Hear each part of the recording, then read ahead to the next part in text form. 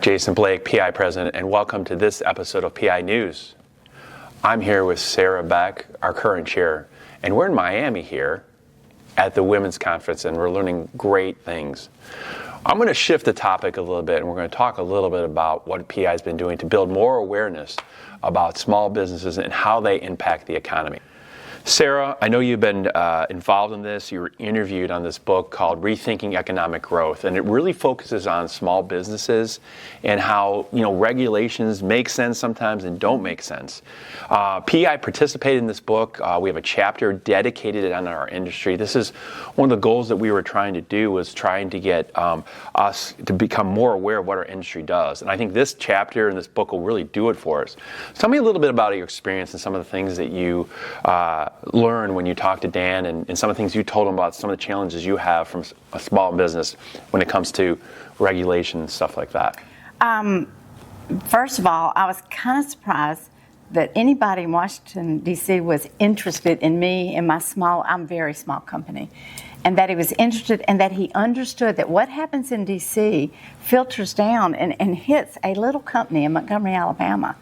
That was interesting, and he immediately seemed to understand, as I expressed my thoughts, how it hurt or how it helped. Yeah.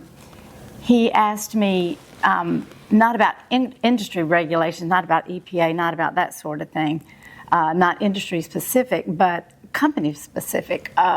We were looking at the time at some tax breaks that might sundown, and those would matter to us. I can't tell you how much money we pushed through the economy when those breaks helped us shelter income or make a financial decision on December 20th instead of January 5th. So he helped talk through that. He was very aware of the industry and understood something you've been saying is we need to speak up, be heard, be seen for who we are. Energy workers are essential workers. Oh, yes. And someone said it today at the PEI Women's Conference, when there's a hurricane, they know who we are. And then they forget us, and we need to be remembered every day. Yep.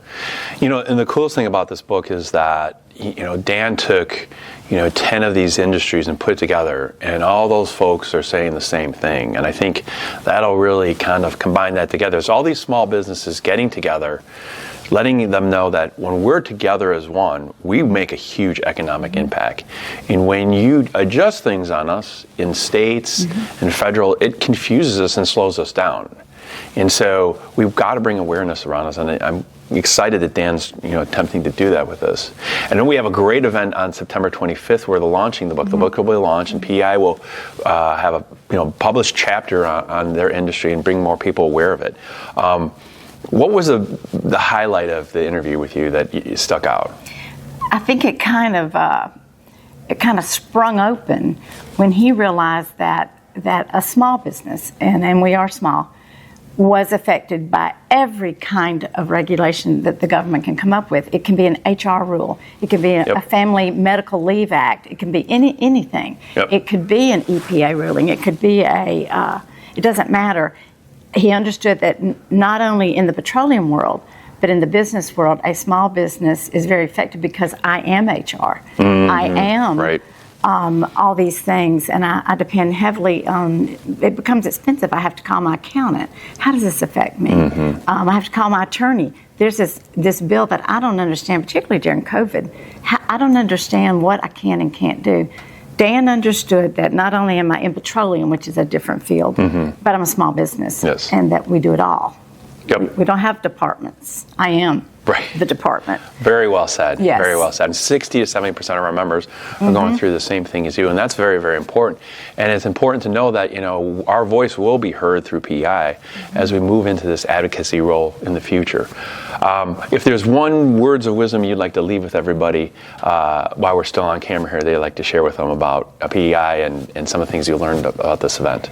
One of the most beautiful things that happened was April Erickson sitting behind me. April has retired from the business.